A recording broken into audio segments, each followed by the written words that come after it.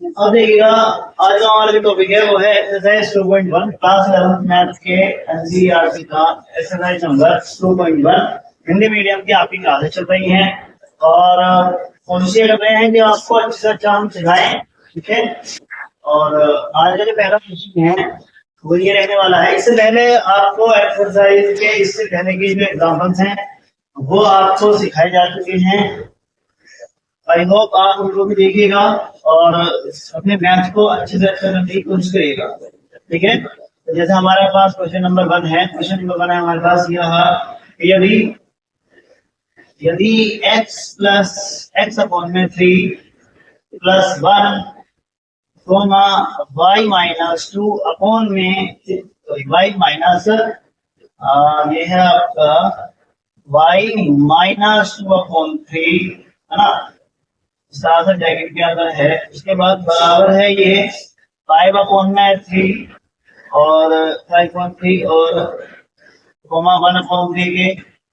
तो ये क्या है हमारे, ये हमारे बराबर समुच्चय हैं, समान समुच्चय हैं, इक्वल समुच्चय हैं, है ना। तो x था, इसका मैंने एग्जांपल में बताया था इक्वेशन नंबर 1 में। तो x तथा y ज्ञात कीजिए, x तथा y ज्ञात कीजिए। ठीक है, सदाई ज्ञात कीजिए, आपका सवाल है। तो आपको किस तरह करना है, ध्यान समझो। आपको यहाँ पर क्या है, आपका x अपॉन में 3 plus 1 comma y minus 2 upon में 3 बराबर है 5 अपॉन में 3 कोमा 1 अपॉन 3। तो यह इसका पहला अवयव, ये बराबर रहेगा पहले अवयव के। यानी कि आप ये ऐसे लिख सकते हैं कि x अपॉन में 3 प्लस 1 बराबर में 5 अपॉन में 3। ठीक है, और इसके बाद जो है आप ये कर सकते हो कि x अपॉन में 3 प्लस ये प्लस का 1 है, इधर जाकर उसी तरफ जाएगा, ये आर में जाएगा तो माइनस 1 हो जाएगा। और यहाँ पर अपॉन 1 लेकर के आप एलसीएम लेकर के इसको सॉल्व कर सकते हो। 3 और 1 का एलसीएम लिया जाएगा और यहाँ से 1 जाएगा 5 और 3 बन जाएगा 3। तो इस तरह से x अपॉन में 3 इक्वल टू 5 से गया 2 के अपॉन में 3। यहाँ से x इक्वल टू 2 अपॉन में 3 अपॉन का 3 गुणा में चला जाएगा, 3 से 3 कट जाएगा, x इक्वल टू आ जाएगा 2। ठीक है, इसी तरह से यह y माइनस 2 अपॉन में 3 इक्वल टू ये दूसरे वाला जो अवयव है वो दूसरे वाले अवयव के बराबर आ जाएगा। y माइनस 2 अपॉन में 3 इक्वल टू आ जाएगा 1 अपॉन 3 के। y equal to 1 upon 3 minus का 2 अपॉन 3 प्लस का 2 अपॉन में 3। तो y इक्वल टू एलसीएम आ जाएगा 3 और हम ले लेंगे 1 प्लस 2, डिनोमिनेटर सेम होगा तो एलसीएम सेम आ जाता है। तो 1 प्लस 2 हो गया हमारा 3 के अपॉन में 3, 3 से 3 कट जाएगा 1 टाइम, 3 में जाती है। तो इस तरह से y इक्वल टू आ जाएगा हमारा 1। ठीक है, इस तरह से हमारा क्वेश्चन नंबर 1 हुआ कंप्लीट। ठीक है, ऐसा कर लेंगे। अब देखिएगा क्वेश्चन नंबर 2 है आपके सामने। यदि समुच्चय ए में 3 अवयव हैं तथा समुच्चय बी बराबर 3, 4, 5 है तो ए क्रॉस बी में अवयवों की संख्या ज्ञात कीजिए। ठीक है, तो इसको हम कैसे करेंगे। समुच्चय ए में 3 अवयव हैं, ठीक है, अवयवों की संख्या 3 है। इसका मतलब आप लिख सकते हो समुच्चय ए में अवयवों की संख्या Na बराबर 3। ठीक है, और जो समुच्चय बी है उसमें अवयवों की संख्या कितनी है, यहाँ पर अवयवों की संख्या है कितनी, 1, 2, 3। समुच्चय बी में भी अवयवों की संख्या 3 है। आपसे पूछा जा रहा है ए क्रॉस बी में अवयवों की संख्या ज्ञात करो, ए क्रॉस बी में अवयवों की संख्या ज्ञात करो।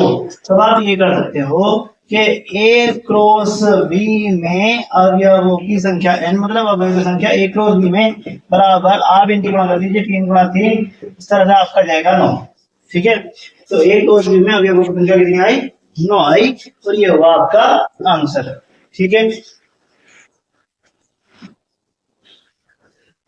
अब देखिएगा क्वेश्चन नंबर 3 है। यदि जी बराबर कैपिटल जी बराबर 7,8 और x बराबर 5, 4, 2 है तो जी क्रॉस h और h क्रॉस जी ज्ञात कीजिए। तो आप ये बात जानते हो कि आपको क्रॉस किस तरीके से ज्ञात करते हो, कार्टेशियन किस तरीके से ज्ञात करते हो। तो आपको सोल्यूशन करना है इसका जी क्रॉस h, जी क्रॉस h। तो मेरा आप जी का रखो वैल्यू 7,8 और फिर आप क्रॉस लगाओ और आप h का रखो 5, 4, 2। ठीक है, 5, 4, 2।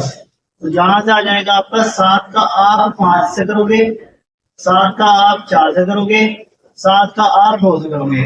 इस तरह से आपका ये लगाएंगे जी क्रॉस h तो इस तरह से आपका ब्रैकेट लगाएंगे 7,5, फिर 7,4, फिर 7,2, है ना। और फिर इसी तरह से आप 8 के लिए करेंगे, 8 का 5 के साथ, 8 का 4 के साथ, 8 का 2 के साथ। तो यहाँ से आ जाएगा आपका 8,5, 8,4 और 8,2। ठीक है, तो इस तरह से आपका जी क्रॉस एच आ जाएगा। ठीक है, कार्तीय गुणन जी का और एच का आ जाएगा। इसके बाद अब आप करोगे एच क्रॉस जी। तो आपको करना है एच क्रॉस जी, एच क्रॉस जी। तो उसके लिए आप पहले एच का वैल्यू रख दोगे। एच का वैल्यू क्या है? 5, 4, 2, 5, 4, 2 और क्रॉस लगा दोगे। जी का वैल्यू रख दोगे 7,8 कर दोगे। तो एच क्रॉस जी बराबर 5 का 7 के साथ ब्रैकेट लगाइए, 5 का 8 के साथ, इस तरह से आ जाएगा। 4 का 7 के साथ, 4 का जाएगा 7 के साथ, और 4 का जाएगा आपका 8 के साथ, 4,8, और 2 का जाएगा आपका 7 के साथ, 2 का जाएगा आपका 8 के साथ, इस तरह से आ जाएगा। ठीक है, तो इस तरह से आपका एच क्रॉस जी और जी क्रॉस एच आ जाएगा। ठीक है, इसको भी आप नोट कर लीजिएगा। ठीक है, चलिए आगे देखते हैं। फिर इसके बाद क्वेश्चन नंबर 4 है आपके पास। बताइए कि निम्नलिखित कथनों में से एक सत्य है अथवा असत्य है। यदि कथन असत्य है तो दिए गए कथन को सही बना लीजिए। यानी कि आपको बताना है कि ये सत्य आएगा या असत्य आएगा, है ना। और अगर असत्य आएगा, गलत आएगा, तो आपको ये बताना है कि वो सही क्या होगा। तो आप यहाँ पर देखिएगा, आपको दिया गया है P बराबर M N, है ना, और आपको दिया गया है Q बराबर N, और यहाँ पर लिखा है P क्रॉस Q बराबर M, N और N, N। अभी इससे पिछले वाले क्वेश्चन में हमने क्या किया था? हमने अवयवों की संख्या P क्रॉस Q में, A क्रॉस B में अवयवों की संख्या ज्ञात की थी।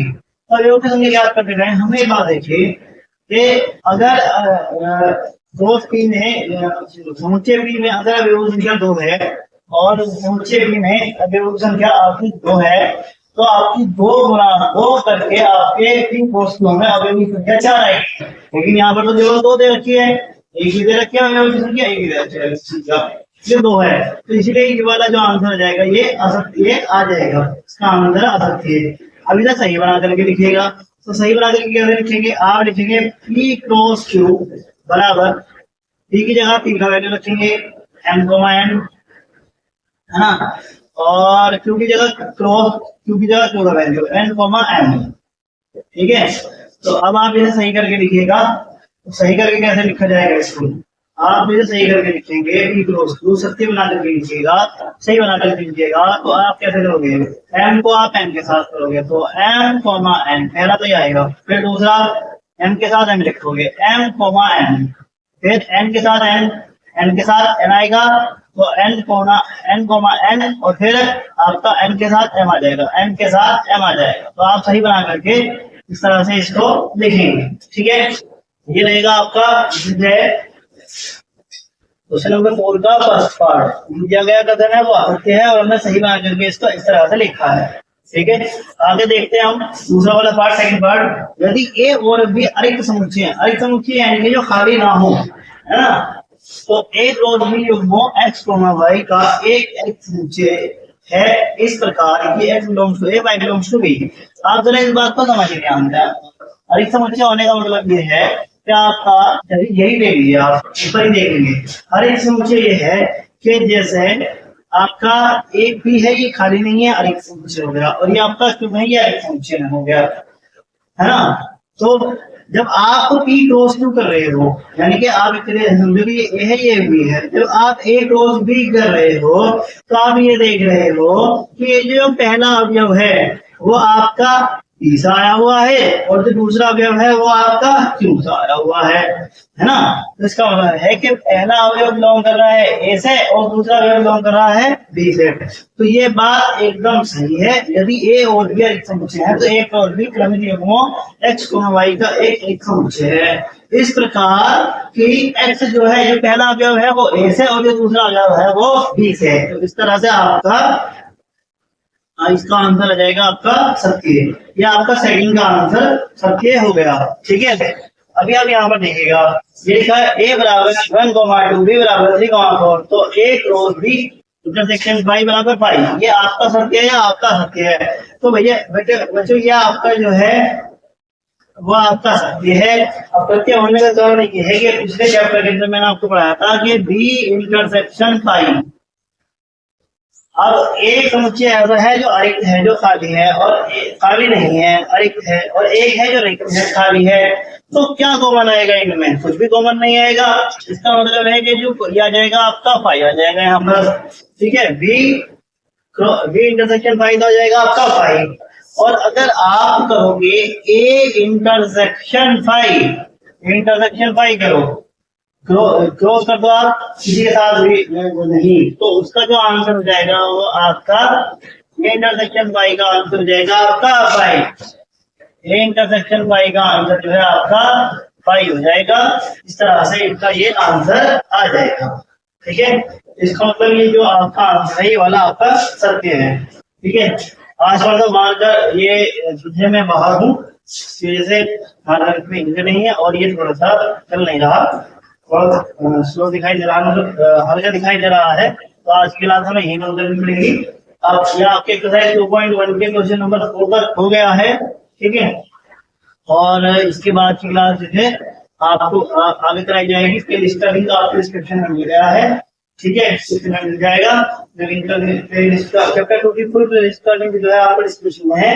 आप सिर्फ पढ़ते रहिए और सीखते रहिए चीजों को, और अपना ख्याल रखिए। ठीक है, चलिए आज के लिए सिर्फ इतना ही रहने देंगे।